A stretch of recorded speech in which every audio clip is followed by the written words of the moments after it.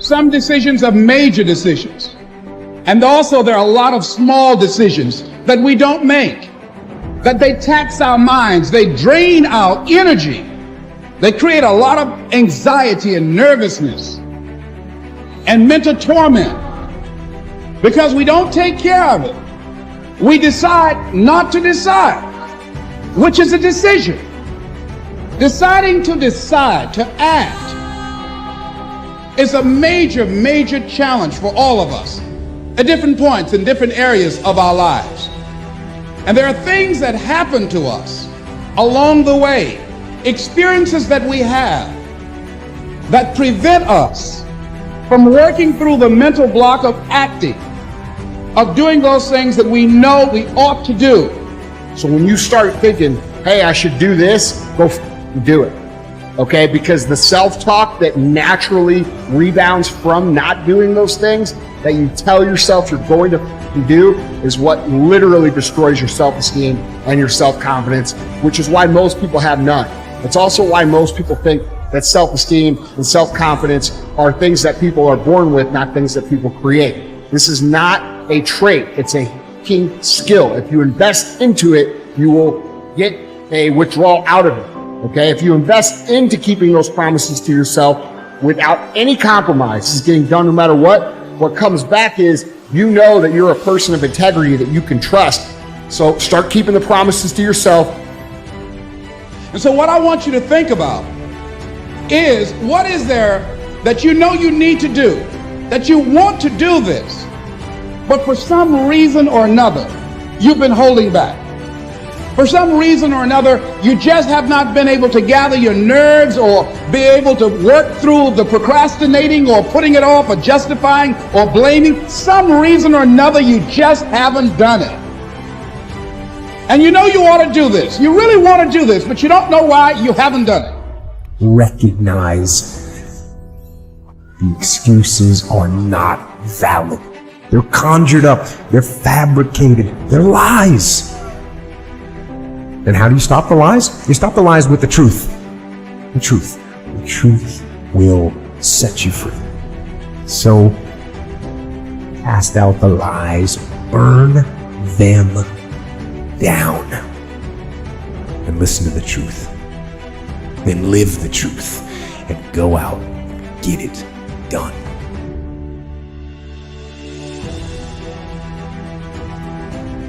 Understand that doing the opposite of what most people do is what's going to lead to most success in your life in general terms.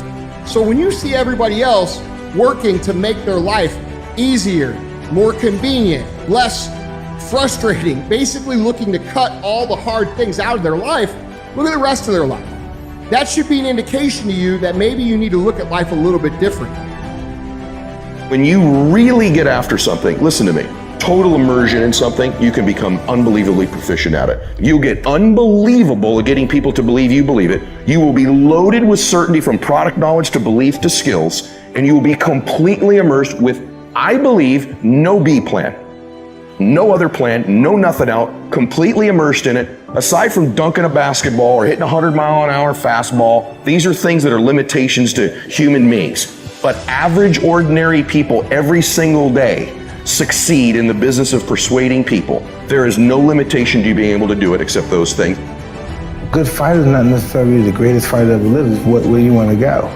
You know what I mean? A good fighter just to be diligent and committed and disciplined, doing what you hate to do, but do it like you love it. You know, always testing yourself and forcing yourself to the limits. And one of the things that I see people do is they don't understand that you should actually be seeking out the proper obstacles that are going to teach you the lesson and embrace them so that you can be better. Because, dude, we could talk about and whine about and cry about everything in our lives, but there's only one thing that's going to change it, and that's actually taking action towards the place that you want to go.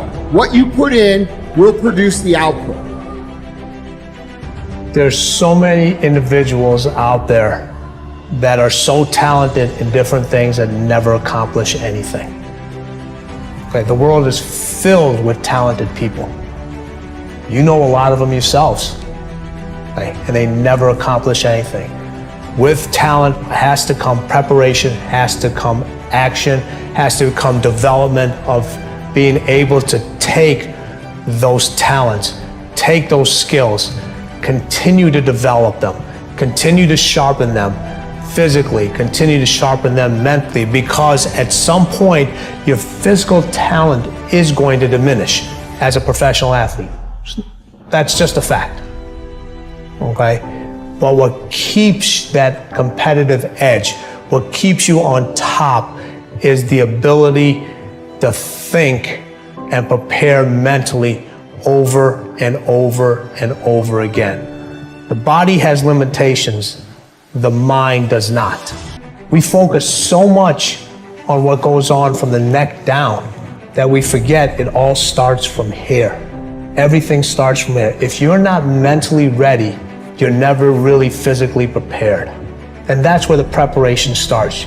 I firmly believe that everybody in this room, everybody on this planet has a gift. It's your job to figure out what that gift is. So when you see a situation that's difficult, and you see a situation that, you know, other people don't want to do, you should maybe be the person who steps up to that and says, dude, I'm willing to do that because I learned this. I'm willing to take on that because I'm willing to get this skill. I'm going to endure this adversity because I know it's going to make me stronger. All right. So look at these as an opportunity for you to grow, as opposed to something that you should run away from because it's going to be difficult. This is something that champions and successful people, people who are great at what they do and live great lives that bring other people up, do automatically. Embrace your adversity and look for opportunities to get better and grow.